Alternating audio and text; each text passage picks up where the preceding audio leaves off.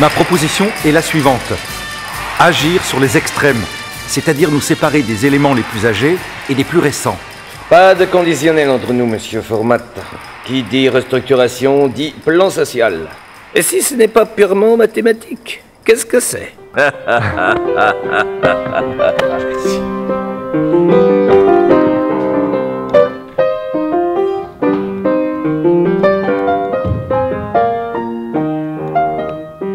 Rouvard, il passe à la direction technique de la boîte, directement sous les ordres de Format. Puis il devient le grand patron. Et ben il voulait me proposer d'en être. D'être quoi? De prendre une sorte de poste qu'ils veulent créer, une sorte de relais entre les ateliers et la direction pour optimiser la production, d'après ce qu'il m'a dit. Tu passes à la maîtrise? Ah non, jamais je marcherai dans leur combine. Je préfère bouffer des nouilles et du riz tous les jours que d'être un larbin, c'est clair? La seule alternative qui s'ouvre devant nous, c'est plan social. Et relance de la cosse. Et relance de la cosse. Ou fermeture définitive du site. D'après ce que j'ai compris, ils ont proposé un truc à Rudy qui les a envoyés au plot. Enfin, ça, tu dois être au courant. Et ils ont proposé la même chose à Serge et Serge a dit oui. Et puis tout le monde se fait la tronche. Et puis finit par penser que c'est chacun pour soi. Que les plus démerdes ou les plus lâches, ils auront ce que les autres ils obtiendront pas. Je suis pas conne! Lâche! Tous les salariés s'acharnent au travail. On a même investi dans 2 nouvelles machines. Elles arrivent la semaine prochaine.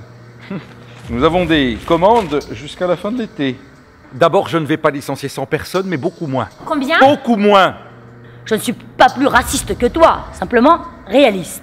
Ferme la boîte. Non. On est tous virés. Qu'est-ce que tu crois? J'ai appelé dans ton bureau.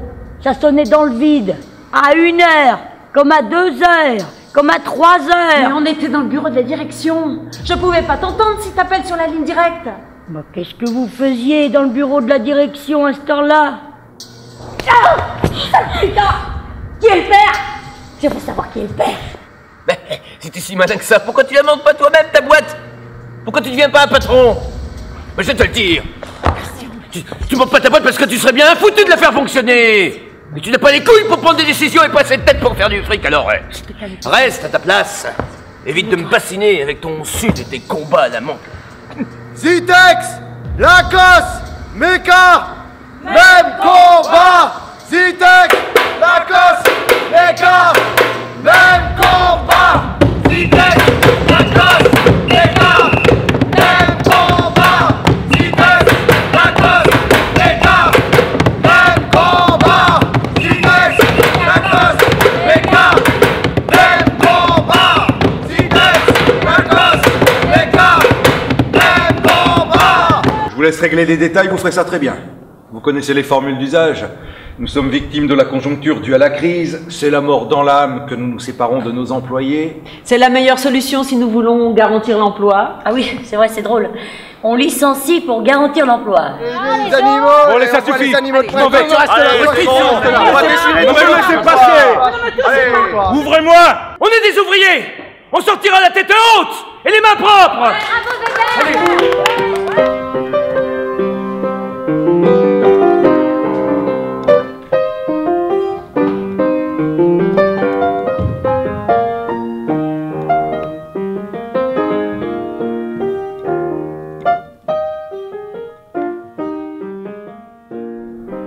On branche A sur B, et plus personne ne se souviendra d'AZF à Toulouse. Ça paraîtra de la gnognotte à côté de ce qu'on peut faire. La France n'a pas besoin de réforme. Elle a besoin d'une révolution. Est-ce que ça vous parle vraiment de pouvoir d'achat? Parce que c'est vrai que vous ne vivez pas exactement dans le même monde qu'un salarié qui vit avec le SMIC. Oh, qu'est-ce que vous croyez Qu'est-ce que vous croyez? Ça m'indigne quand vous pensez, quand vous pouvez penser que je ne comprends pas ça.